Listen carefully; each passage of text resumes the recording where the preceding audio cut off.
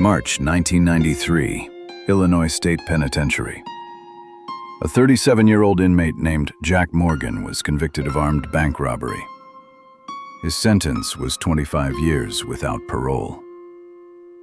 For Jack, prison became a separate planet, with its iron sounds, the smell of cheap coffee, and strange eyes watching him every second. He didn't deny his guilt. He had indeed participated in the robbery, but he claimed he didn't mean to shoot. The bullet that hit the guard changed everything. He said he wasn't afraid of the wall, he was afraid of wasting his life. For the first few months, Jack was silent. He didn't argue, didn't complain, but he observed. He studied everything: the guard's schedule, the times of patrols, the guard's habits. He was especially interested in the ventilation shafts. To others, it was just a concrete box. To him, it was a system you could escape from if you knew every crack. One of the guards, Thomas, noticed his interest but paid it no mind, and he shouldn't have. In the cell next door sat Luis "Lucky" Rivera, a former mechanic and con man. He'd already tried to escape twice but failed. At first, he was wary of Jack, but gradually they hatched a plan. Escaping alone is crazy, but with two, that's a chance. They began exchanging notes through the ventilation, drawing blueprints, marking escape routes and weak points. Most importantly, at night, one of the guards accepted bribes for cigarettes and food.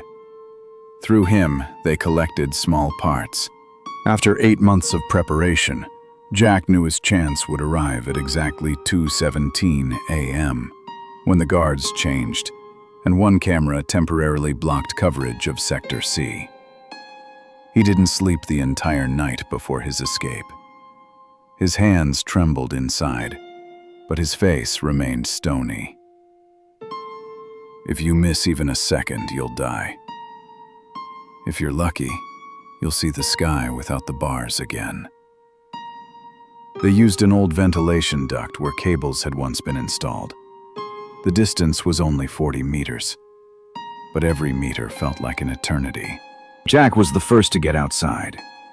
Cold air, stars overhead, for the first time in 5 years. He almost couldn't believe it was happening. Everything smelled different out there. Even fear had a different taste. They ran toward the old warehouses where the abandoned van was parked.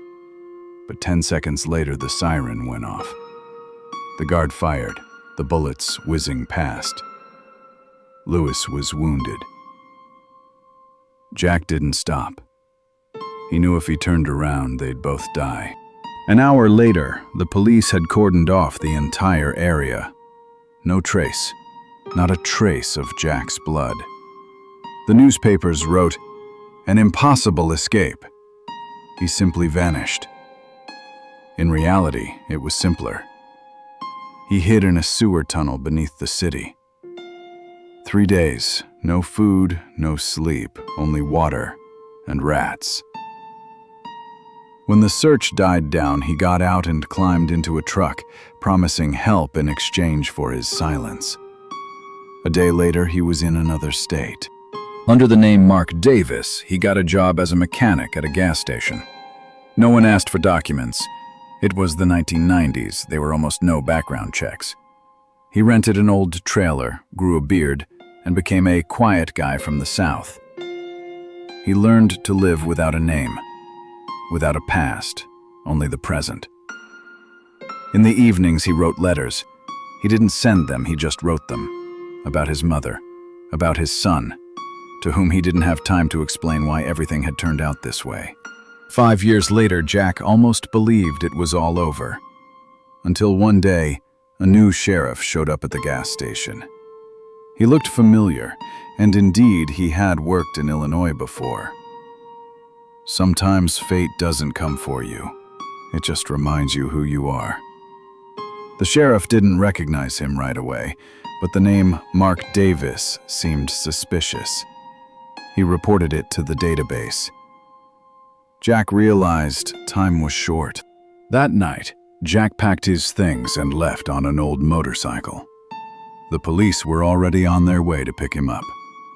But instead of fleeing, he headed for the Canadian border. He didn't want to hide again. He just wanted to disappear. Forever.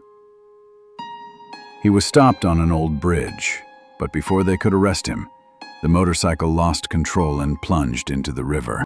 The body was never found. Some said he drowned. Others said he crossed the border and was living somewhere in British Columbia. The newspapers wrote that Jack Morgan's escape was the most mysterious case of the 1990s. But for those who knew him personally, he simply wanted to be human again. He wasn't a hero. And he wasn't a villain. He was simply looking for a way out of his cage, not just the concrete one, but the inner one as well. Perhaps he found freedom, or perhaps he died trying to breathe it, even for a minute.